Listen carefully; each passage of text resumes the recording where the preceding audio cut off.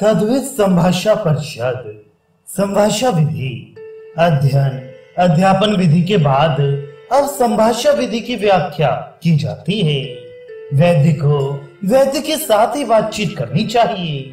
जिस विषय का जो विद्वान है उसे उसी विषय के विद्वान के साथ संभाषा अर्थात वाद विवाद करना ज्ञान की वृद्धि और आनंददायिका होती है। ये संभाषा कुशलता भी उत्पन्न करती है, बोलने की शक्ति भी उत्पन्न करती है, यश फैलाती है। पहले कभी कोई विषय सुना या अध्ययन किया पर उसमें संदेह बना रह गया तो संभाषा के प्रसंग में फिर सुना जाता है तो संदेह को दूर करती है।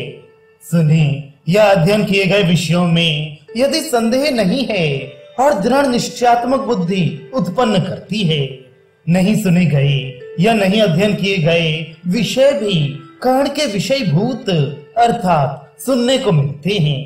अधिक सेवा से प्रसन्न होकर गुरु किरमई शाह जिन गुप्त रहस्यों को सेवा परायण शिष्य को बताते हैं, उन गुप्त रहस्यों को परस्पर वाद विवाद करते समय अपने पांडित्य का प्रदर्शन करते हुए विजय प्राप्ति के लिए विजयोल्लास में कह देता है। अर्थात जो विषय गुरु सेवा से प्राप्त होने वाला है वे संभाषा परिषद से शीघ्र ही बिना श्रम के ही प्राप्त हो जाता है। अतः तद्वित संभाषा की प्रशंसा कुशल लोग करते हैं। संभाषा के दो भेद। तद्वित संभाषा दो प्रकार की होती है, एक संधाय संभाषा, दूसरी विग्रह संभाषा। संधाय अथवा अनुलोम संभाषा।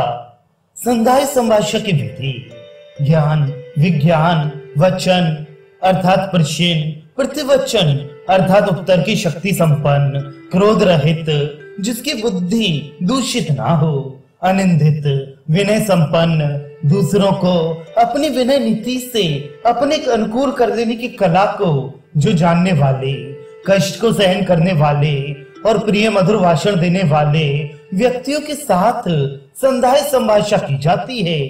इन उपर्युक्त गुण संपन्न विद्वान के साथ वार्तालाप करते हुए जो भी कुछ कहे विश्वास पूर्वक निडर होकर कहे। पूछना भी हो तो विश्वास पूर्वक निसंकोच पूछे। विश्वस्त विपक्षी यदि कुछ पूछे तो उसे स्पष्ट एवं विशद अर्थयुक्त उत्तर दे। ये मुझे हरा देगा ये सोचकर भयभीत नहीं होना चाहिए। विपक्षी उस विद्वान को हराकर ज्यादा हर्ष प्रकट ना करे। मैंने अमुक विद्वान को परास्त कर दिया है, ऐसी बातें दूसरों से ना कहे। अज्ञानवश एकांतग्राही अर्थात मैं जो कह रहा हूँ वही सत्य है, इस प्रकार का आग्रह ना हो। जो विषय स्वयं अज्ञात है या जो विषय अप्रसिद्ध है ऐसे विषयों का वर्णन ना करे। उचित रूप में विनय के द्वारा उससे अपना पक्ष स्वीकार कराए अर्थात अपने पक्ष को बनाए। विनय गुण के संरक्षण में सावधान रहे। इस प्रकार ये अनुलोम संभाषा विधि है। विग्रह अथवा प्रतिलोम संभाषा विग्रह संभाषा की विधि। इसके बाद अपनी श्रेष्ठता को देखते हुए ज्ञान विज्ञान आदि से हीन से विग्रह संभाषा में बातचीत करनी चाहिए। बातचीत के पहले अपने में या विपक्षी में विद्या बुद्धि में कौन श्रेष्ठ है इसके लिए जल्प अर्थात वाद विवाद के पूर्व जल्पांतर की परीक्षा करनी चाहिए, जिससे बात करने वाले का गुण व दोष ज्ञात हो जाए। इसके बाद पर और अवर अर्थात प्रतिभा आदि में श्रेष्ठ मैं हूँ या विपक्षी। इसके बाद सभा में रहने वाले सभासदों की परीक्षा कर ले कि हमारे पक्ष के हैं या उदासीन व्यक्ति हैं, विद्वानों की सभा है या मूर्खों की। इन सबों की परीक्षा उचित प्रकार से कर ले, क्योंकि बुद्धिमानों द्वारा की गई उचित रूप से परीक्षा कार्य में प्रवृत्ति या निवृत्ति के समय को बताती है।